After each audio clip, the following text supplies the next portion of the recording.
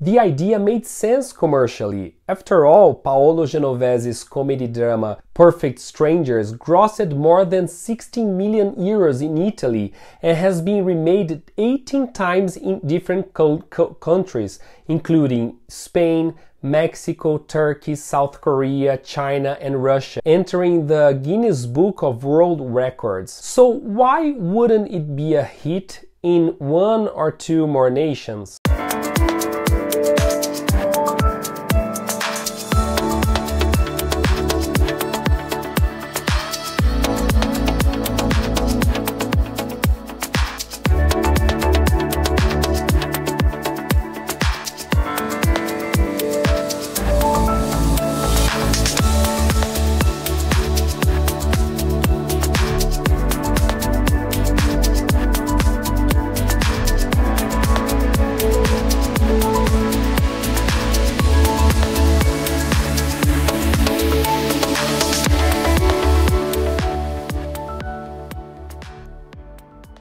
Netflix's first original in Arabic, Perfect Strangers, has become more of a controversy than a hit in regions like Egypt and in the Middle East. This is due to its feature character that comes out as gay to his friends as they dine together. Although the movie doesn't show any explicit homosexual scenes, it has provoked strong reactions against the streaming giant. As some citizens said, the movie promotes homosexuality and immorality.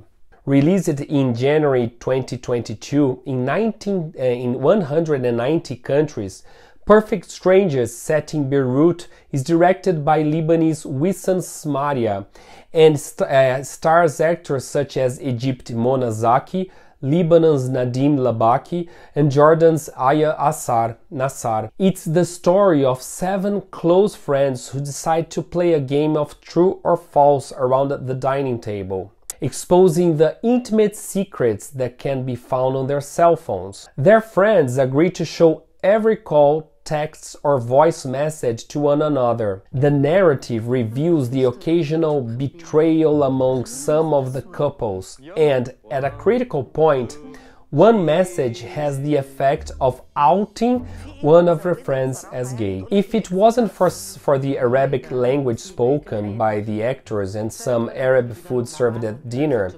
Perfect Strangers would look like a Hollywood movie. The plot, with its twists and turns and the dialogue, follows the classic model that the US studios used for decades. The cinematography and art direction evoked the studio productions shot in LA in the 1950s. The characters are all good-looking and embrace modern Western values.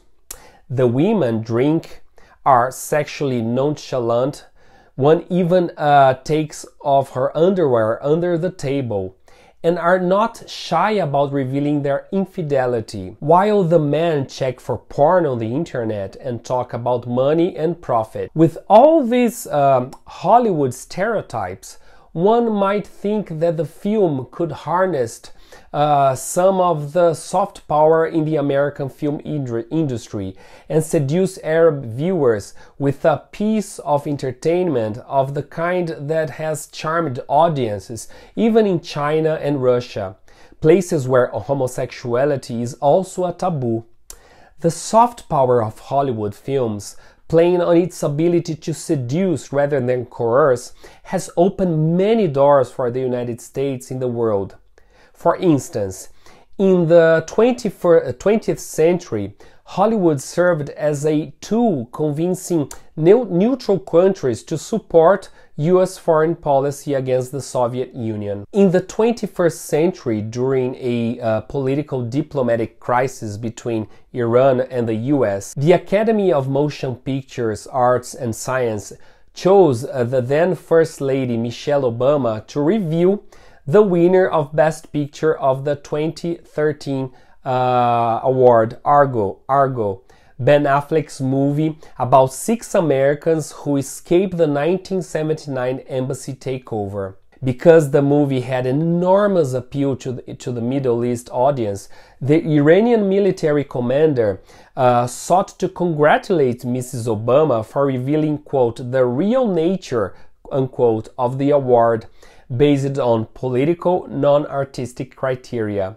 In other words, Iranians realized how the most famous cinema award was used as a soft power tool by the US government. Perfect Strangers may be way less seductive and display poorer production values than Argo. But in Arabic countries, it's far more controversial, if only because it evokes cultural taboos that may be too strong to break even by Hollywood's tried and tested soft power prowess. When I watched the movie, I immediately questioned some gay friends living in countries like Turkey, Lebanon, and Egypt. Some of them have spent years in very secret homosexual relations with other men and women. What I've heard from them is that the Netflix production caused more pain than relief, since they had to act as if they were as ashamed, as offended as their furious relatives with the availability of the movie in their culture. It's a well-known fact that homosexuality is a so strong taboo that their families haven't a clue about their sons and daughters' sexual orientation. This means they feel very comfortable freely attacking and accusing the Western world of exporting cultural products that, quote, stimulate those behaviors, unquote. For decades, Hollywood productions have been successful in Arab countries. Most of the time,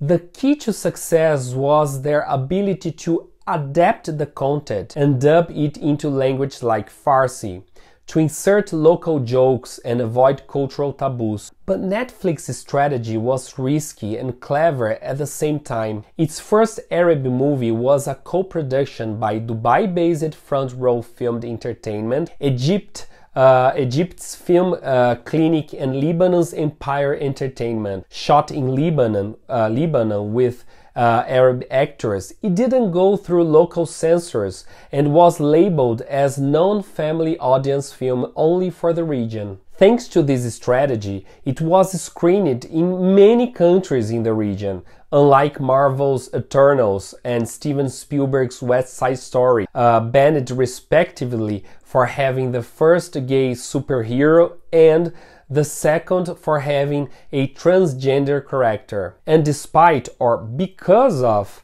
the controversy, Perfect Strangers has risen to the top of the Netflix ratings for numbers of views in the Middle East, with a famous Egyptian actress like Elham Shaheen going public to defend the movie, saying, quote, there is absolutely nothing wrong with it, unquote, while Mustafa Bankri, a member of Egypt's House of Representatives, asserted that Netflix should be banned from Egypt. But the controversy itself might have paid handsome dividends, since the movie sat at the top of the region's streaming charts for February. Here's yet another consequence of Netflix's strategy in the region. According to Egyptian film critic and programmer Joseph Fahim, no other entertainment conglomerate has ever shaken up social politics